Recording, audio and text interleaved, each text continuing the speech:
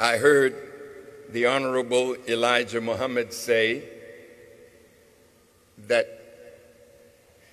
the three most hated persons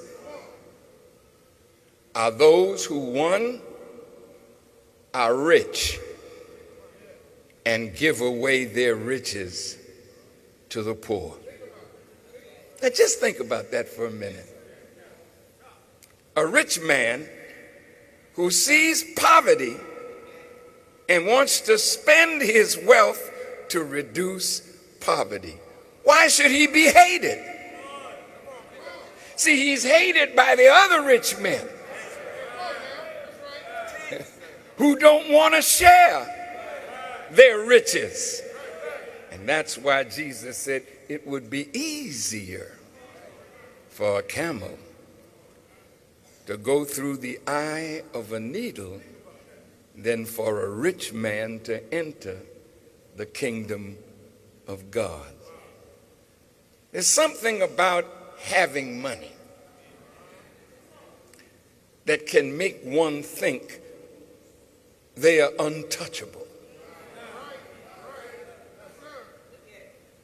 I was in the presence of a very rich man one day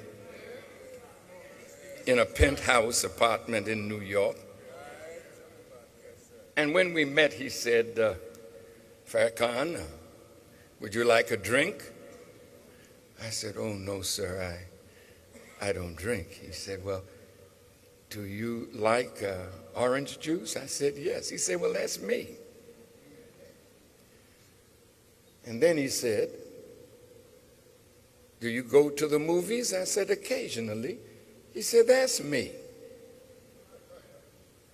And then he said, do you listen to music? I said, yes. He said, well, that's me. He was so rich, so powerful.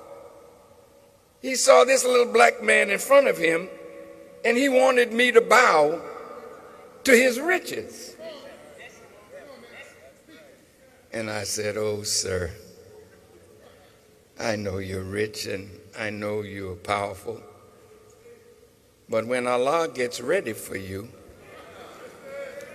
none of your riches or your power can keep you here one fraction of a second beyond the time. So who is really powerful?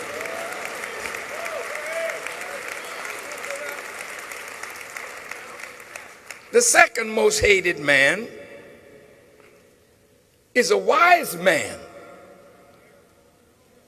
who shares his wisdom with the ignorant. Well, why would somebody hate a wise man who would share knowledge with the ignorant? Because most wise men like to stay wise in their own eyes by keeping a group ignorant so that they can use the ignorant as a tool and a slave. So a wise man that wants to make others wise by sharing wisdom is an enemy to the so-called wise, because once you free a human being from ignorance, he can no longer be made a slave.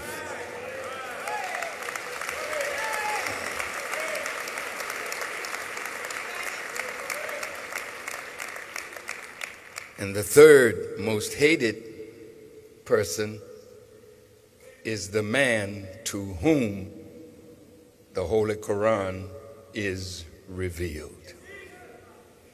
This book is so powerful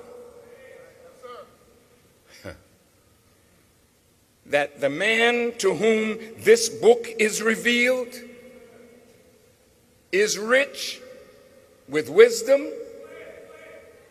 and his knowledge of the book can get him the riches that God has put in the world, and he loves to share that knowledge, that when you know you can turn knowledge into material things, when you know you can remove impediments in your pathway to progress, when you know nobody can ever make you a slave or make you feel inferior, when you know and know that you know, then indeed you're free. And that's why Jesus said, you shall know the truth, and the truth shall set you free.